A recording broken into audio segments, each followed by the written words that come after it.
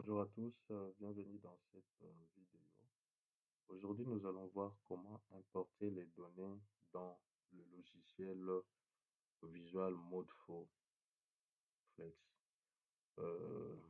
Déjà dans la vidéo précédente, nous avons vu comment nous pouvons paramétrer, créer notre projet.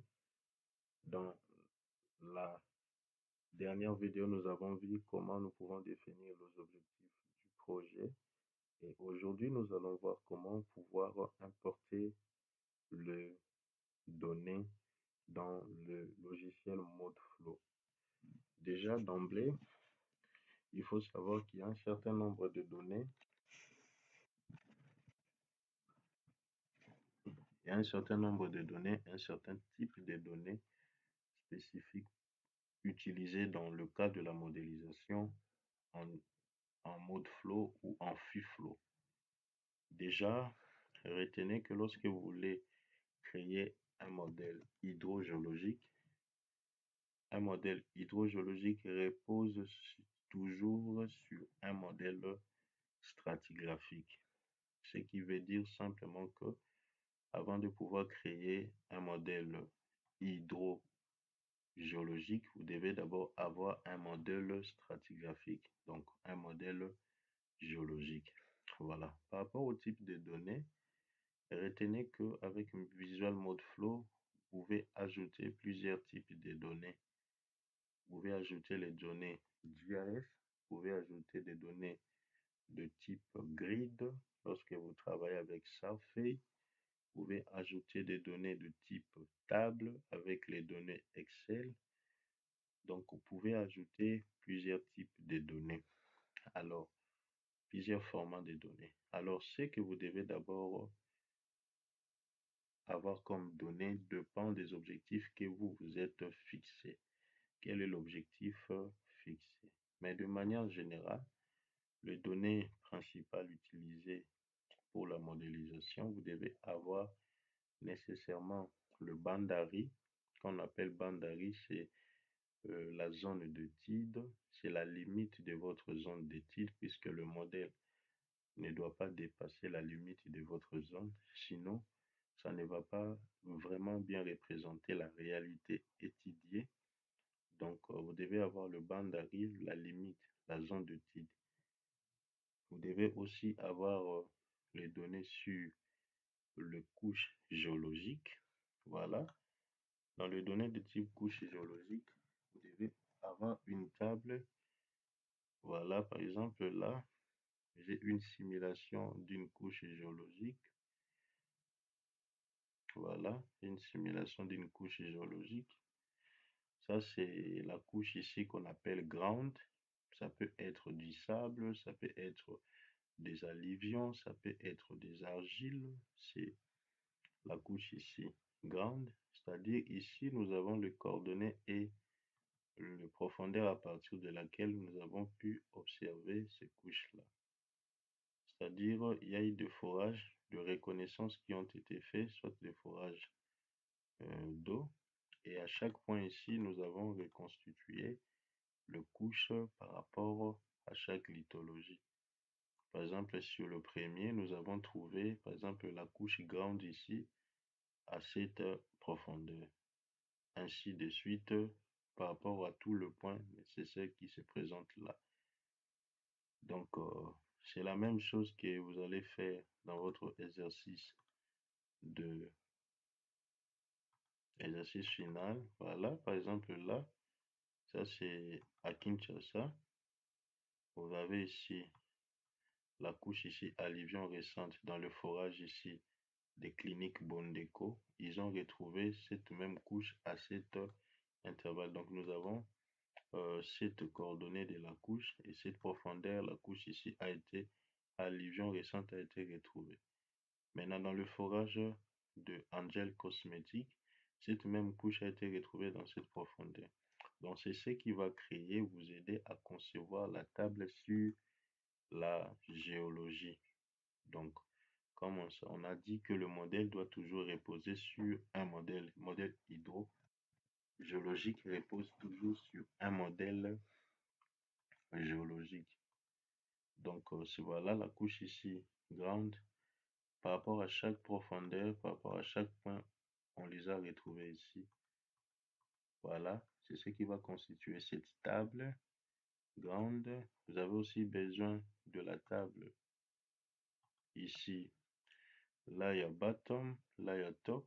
Donc, ce sont là les couches géologiques. Par exemple, dans l'autre base de données, vous avez des alluvions récents, vous avez tous les grès tendres, c'est-à-dire par rapport à chaque foin de forage, ils ont retrouvé une zone du même lithologie qu'ils ont constituée sous forme de base de données. Donc, une fois que vous avez ces données-là sur la zone d'étude, vous devez aussi avoir les données sur le constant id. Constant id, c'est vraiment un paramètre très important. Donc, il y a le constant id en hydrogéologie, il y a d'autres qui utilisent le initial id. Déjà, vous devez retenir qu'en hydro, le terme constant id fait référence à un type de test utilisé pour déterminer la perméabilité d'un aquifère. Donc, c'est un test qui consiste à maintenir un niveau d'eau constant dans un puits de forage et à mesurer les débits qui vont en résulter. Donc, le résultat est appelé constant id test ou test à débit constant. Donc, c'est un débit de l'aquifère. Donc, initial id, constant id, c'est-à-dire c'est un débit constant de l'aquifère. Donc, on a essayé d'avoir une idée sur le débit de cet aquifère-là. Donc, ce terme-là, constant id, est utilisé généralement pour pouvoir évaluer la capacité d'un aquifère à fournir de l'eau et à le, déterminer la quantité d'eau qui peut être extraite dans un puits de forage. Et donc, quand vous voyez ici, par exemple, le constant id ici,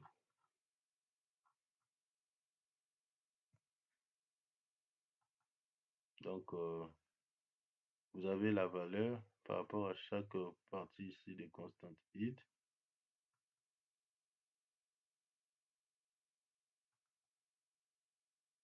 Voilà, pardon.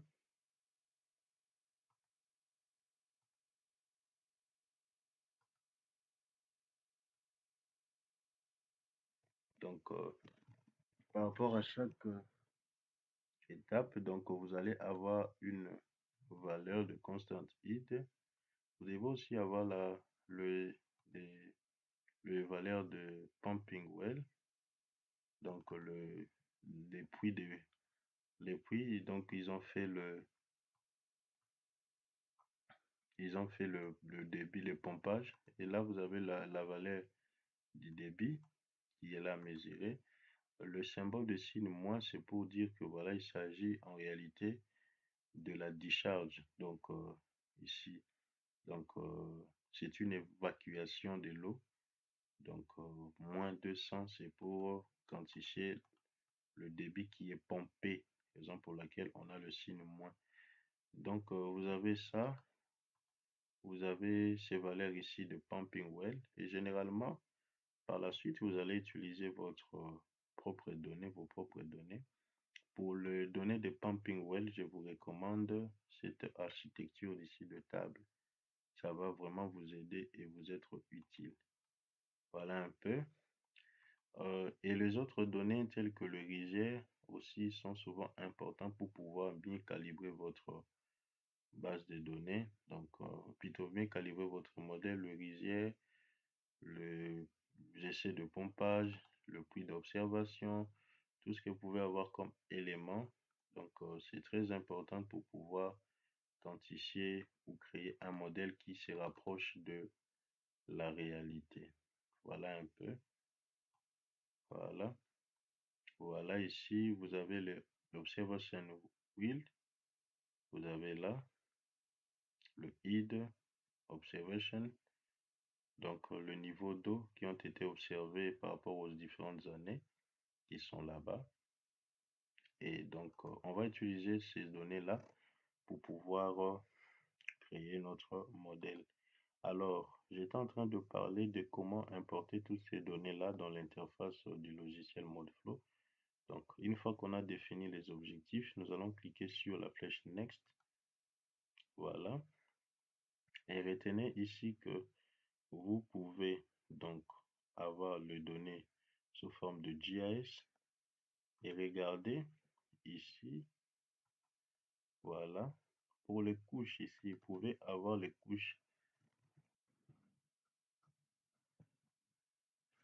différentes couches géologiques, vous pouvez l'avoir sous forme de table CSV que vous pouvez transformer en table shapefile, le point shapefile, voilà, ça c'est CSV, vous pouvez transformer ça en shapefile comme c'est fait là-bas. Donc, vous voyez, ça, ce sont des données GIS. Donc, je vais commencer par importer les données. Voilà, je commence par le type des données. Je prends d'abord le polygone, source file, donc le lieu d'emplacement.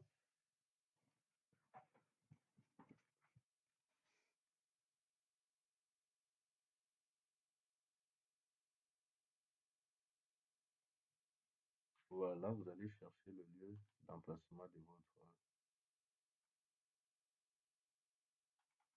donnée.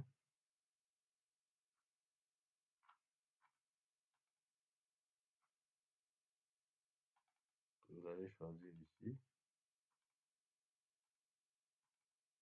Je choisis ici Bandari, donc polygone. Je fais Next, Next.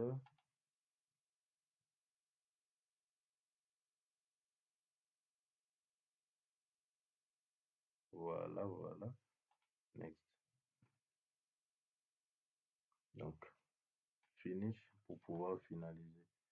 Voilà, ça c'est la première donnée que je viens d'ajouter. Je vais encore ajouter les autres.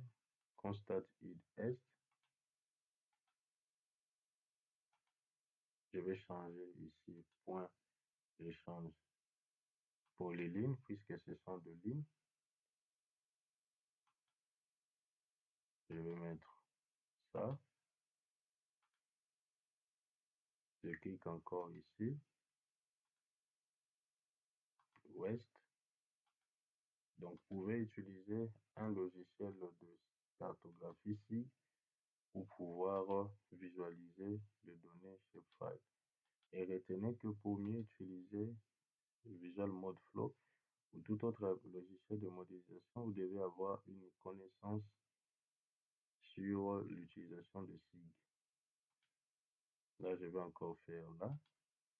Maintenant, regardez, je vais utiliser, là, je vais utiliser Well ici pour pouvoir ajouter les données de pompage, Pumping Well. Je vais l'ajouter, voilà.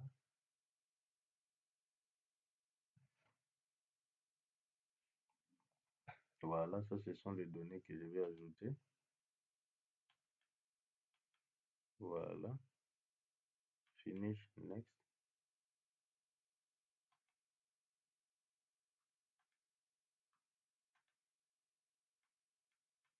Voilà, attendez, il y a un petit problème.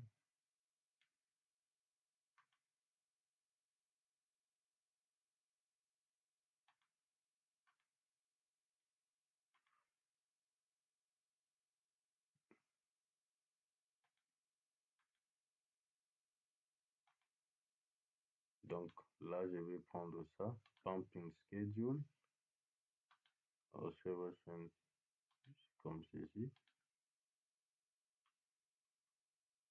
Voilà. Require file X is not mapped as data screen, pumping weight, pumping data numérique. Voilà. X coordinate, c'est que je vais pouvoir modifier Y coordinate, elevation, well bottom, donc je vais cliquer sur bottom. Ici, je vais mettre next. Voilà.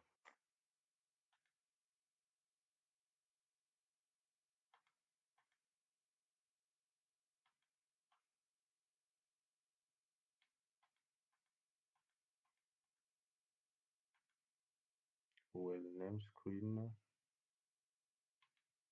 Donc, vous devez pouvoir bien visualiser pour mettre ajouter le pumping well.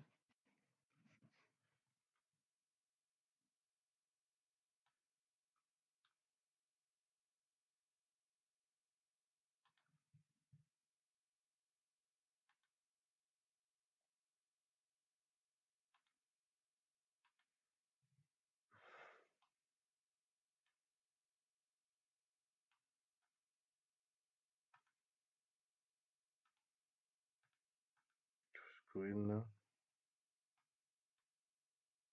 top, number of screen.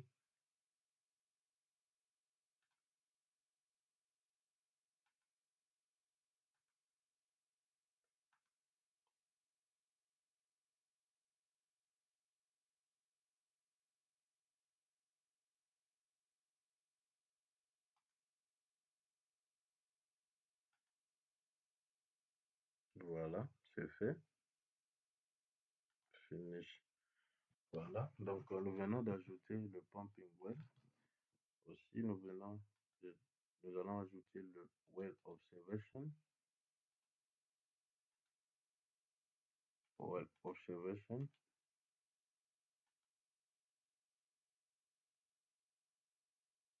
Suivant. Donc ici, voilà, je vais choisir ça. Observation ici. Au lieu de screen, je vais mettre observation point, observe feed. Voilà, next. Vous devez faire correspondre ça à X, ça à Y, ça à Z, ça à bottom. Là, vous allez passer ici, observation ID, screen, observation ID. Donc, vous devez d'abord ouvrir la page ici. Vous regardez, screen ID. Donc, là, vous venez, observation ID.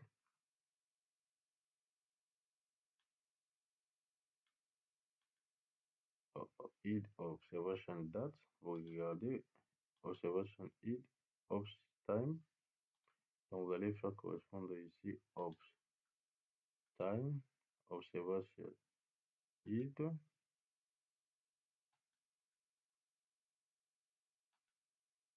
Vous allez le faire avec ID.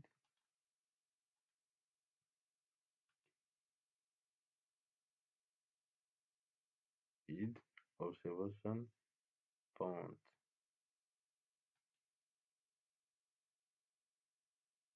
Voilà. Donc, une fois que c'est fait, vous allez faire next. C'est 2, c'est bien fait, c'est bien paramétré. Je vais faire finish. Voilà. Donc, il nous reste les données sur lithologie. Regardez. Donc, ici, ce que vous pouvez faire, c'est que vous allez avoir deux possibilités. Soit vous allez utiliser le grid ici de surface qui ont été créés par le logiciel Surface, ou bien vous pouvez utiliser le point ici Shapefile pour pouvoir créer le surface qui va vous être utile dans la création de votre modèle. Donc, je vais cliquer ici, je vais utiliser le surface. Je commence ici par grande. Ici, Shapefile, je vais ajouter ça sous forme de point. Je fais next, next. Voilà, j'ajoute sous forme de point, next. Finish, voilà.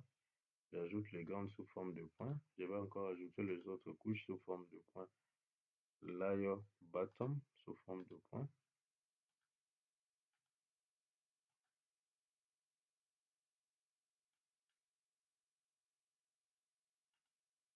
J'ajoute encore layer top sous forme de point.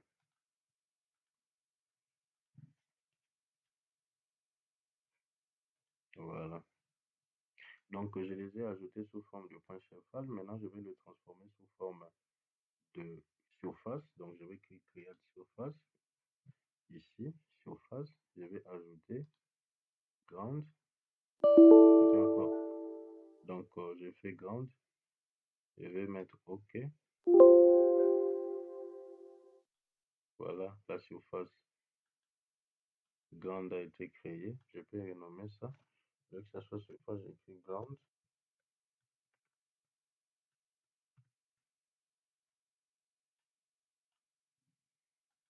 Je peux encore cliquer sur surface ici. Je vais mettre layer. Le nom c'est layer to bottom. Layer to bottom. Là, je vais mettre OK. Voilà, c'est ce qui a été créé. Et puis, je vais mettre layer to top. Layer to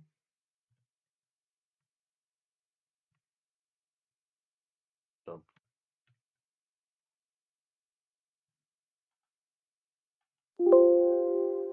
Voilà. Donc là, je viens de créer importer toutes les couches nécessaires pour pouvoir créer mon modèle géologique. Donc, c'est comme ça que ça s'est fait. Ceci étant dit, j'ai dit et je vous remercie. Nous allons donc nous voir pour la prochaine vidéo.